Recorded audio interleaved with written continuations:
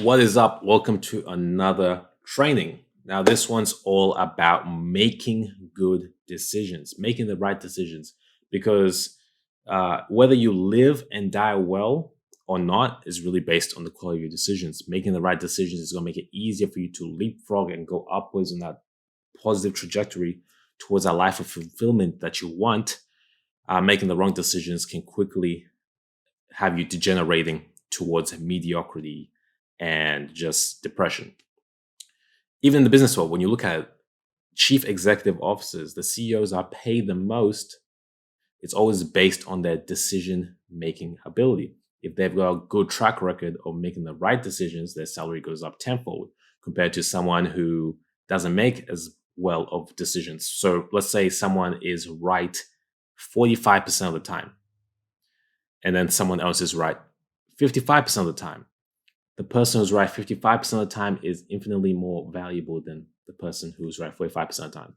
In a long enough time frame, in a long enough time horizon, the 55% guy is going to make the company hundreds of millions of dollars. And this is true whether you're in the corporate world, the business world, or just in your personal life. You really need to master the art of making decisions. And there is one framework that I want to share with you today that is going to make it a lot easier. Now, this is all based on ROI, which stands for return on investment. It's not the typical way you would think about it. I learned about this particular mental model from Eben Pagan, who is a online entrepreneur, incredibly successful, and these days he's a futurist. And I mixed it up a bit to make it very digestible for you and very effective for you. So let's just jump into it. The first thing we typically make decisions based on is the money, the return on investment. How much are we going to get back for pursuing a particular endeavor? And this is a very simple calculation. Obviously, it's gain from investment minus the cost of investment over the cost of investment.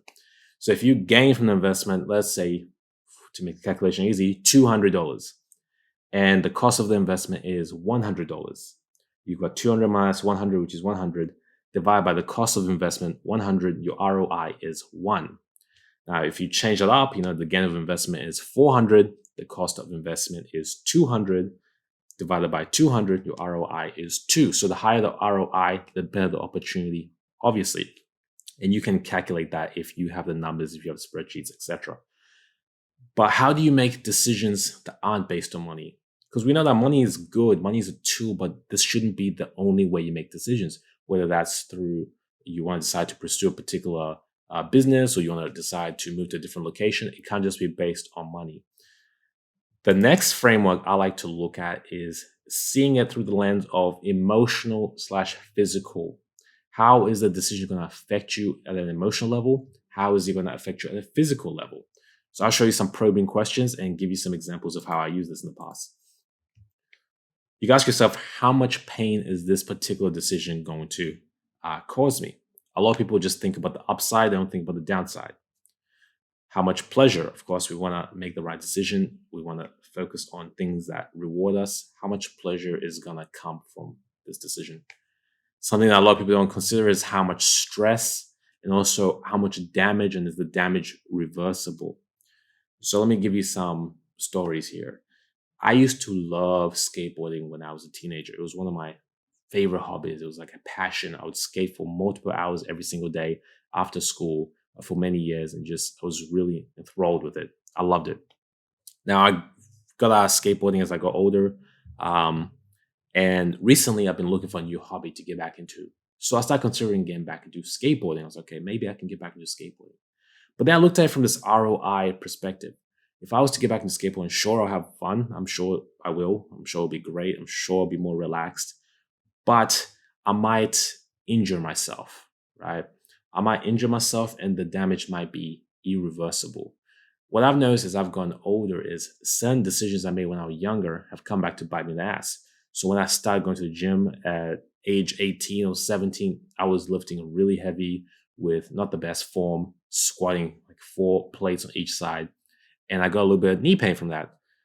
Now, what happened was that knee pain lingered, would go away and come back many years later. Now I'm almost in my 30s, but I still sometimes feel that knee pain, and I regret the way I approached lifting the gym when I was younger. If I could go back in time, I wouldn't do that. So the same perspective is used for the skateboarding. If I was to injure myself, how would that affect my life? What are the second order consequences of that? Will I not be able to go for walks? Would I have back pain when I get older? Will I have arthritis? What will happen and how would that affect the quality of my life? So when you see it from this perspective, you see it's not just about the skateboarding or just about the pleasure. This could be more detrimental than it is good. So based on that, I decided to give that a pause and move on. Another story, when it comes to stress, there's this woman I know, this older woman who wants to write a book, right? So she's been attending these online writing workshop classes for a few years. But the problem is these online classes go on at around 3 a.m. to 4 a.m. at her time. So it's based in the US. She's from Australia and she has to stay up late to do this. Now, she's an elderly woman. So this has been affecting her cognitively and she hasn't been getting the best sleep. So when you don't get the best sleep, especially when you get older, you can experience severe cognitive decline. So a lot of friends of hers have been noticing that she's been forgetting things, maybe the early signs of dementia or Alzheimer's. And this could be directly the result of not sleeping, staying up to do these writing workshops. So if you looked at it from this ROI framework, yes, she wants to write a book, but perhaps this workshop that she attended wasn't the best use of her time. Maybe she shouldn't have done that. So this is how you should evaluate a lot of your decisions. How will they make you feel from an emotional perspective? How will they make you feel from a physical perspective? What emotions are going to be in your body after making the decision? A lot of people overlook this stuff. They overlook stress. You've got two businesses that you want to create. One is got a huge potential to be this amazing, enormous business. One might not be as big of a business, but perhaps it's easier on you. Perhaps it's less stressful. It's more easy, allows you to go for walks.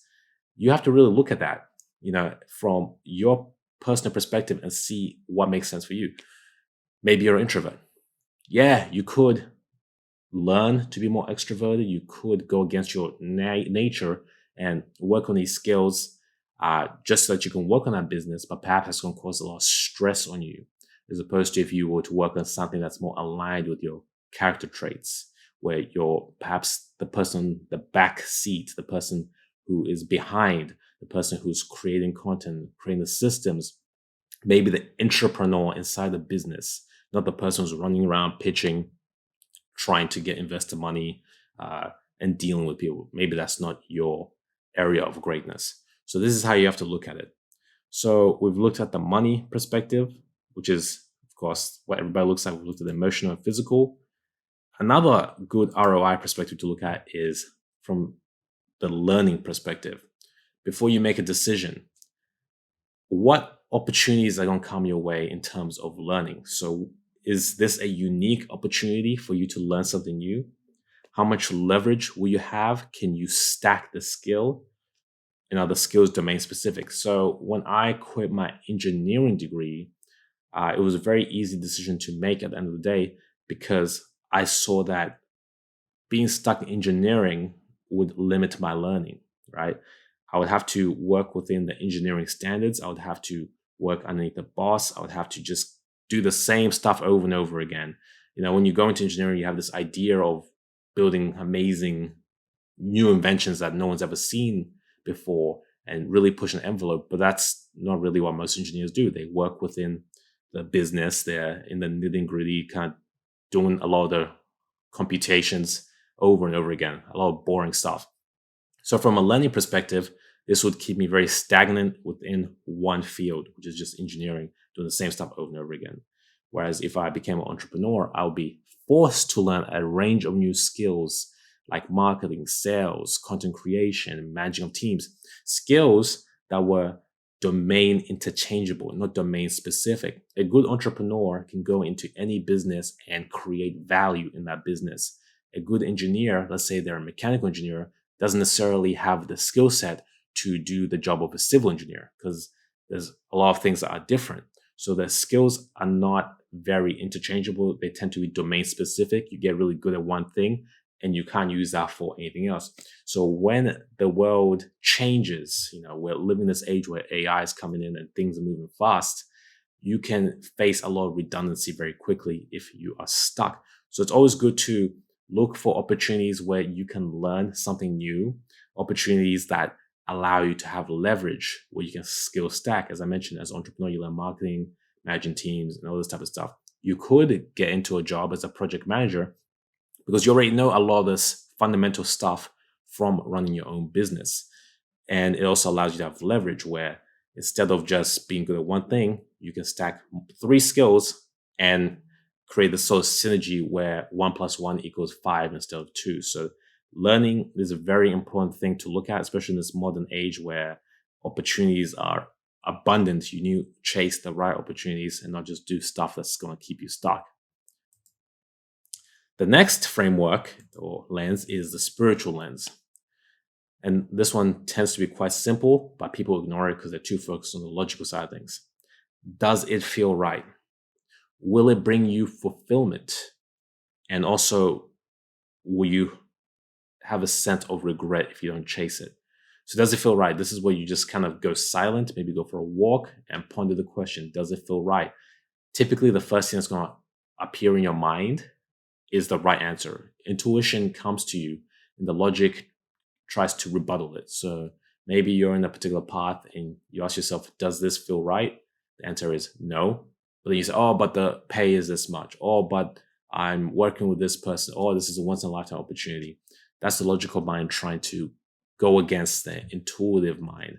So when it comes to spiritual things, being in tune with your higher purpose in life, you need to really just chase that intuition and trust it. If it says that this doesn't feel right, then it probably doesn't feel right. And there's a difference too. It's very subtle. It's hard to explain in words.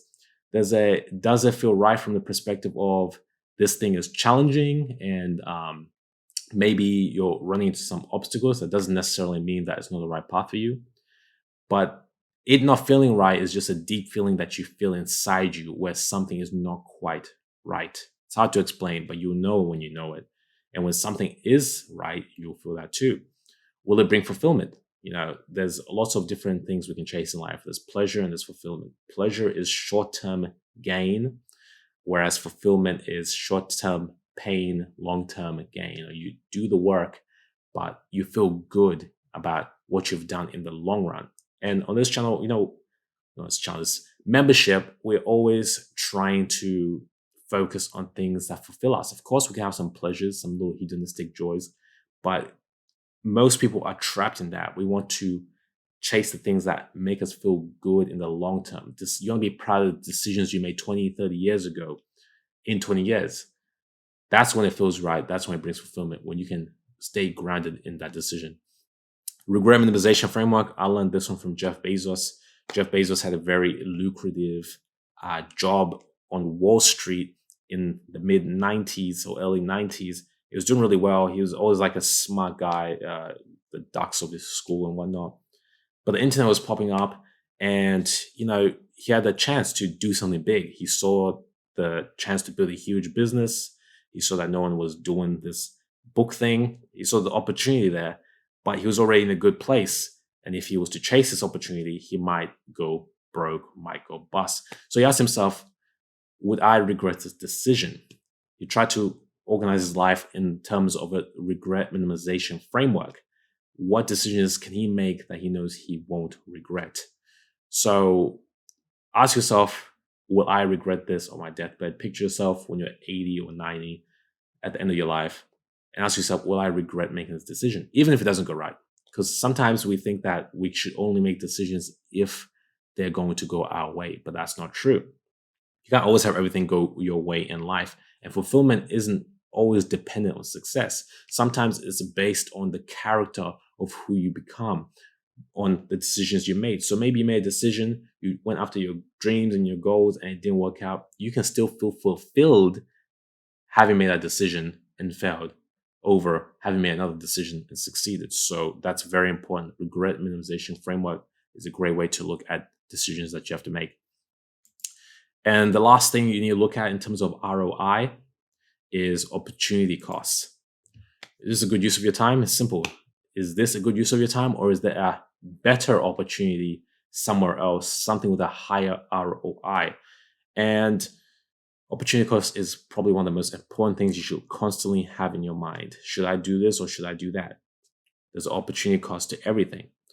And you can decide what to do by following the opportunities with the highest ROI based on money, emotional, physical, learning, spiritual. This is not something you can just put a tally on, because different things have different magnitudes.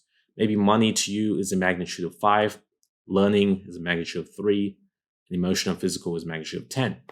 So something that has 2 points in emotional and physical might have more of an impact in your well-being than something that has 1 or 2 points in money. So you really need to look at it as a holistic thing. Just write down some notes, look at each thing. Money, does this feel right? What's the ROI? You write something. Emotional, physical, you write all your dot points. You put everything in front of you, and then you make a decision based on what you see of whether the ROI is worth it for you. You can do this for different opportunities, and whichever one resonates with you, which seems to make the most sense, get you excited, is the opportunity you should likely chase. If it makes sense logically, but it doesn't get you excited, perhaps you should put that on pause or put it to the side. And that is how you make decisions through the ROI framework. That's a unique mental model that not many people look at. And whenever you're stuck, just put your decision on a piece of paper like this and go through this exercise. Anyway, guys, hope you got some value out of this video. Until the next training.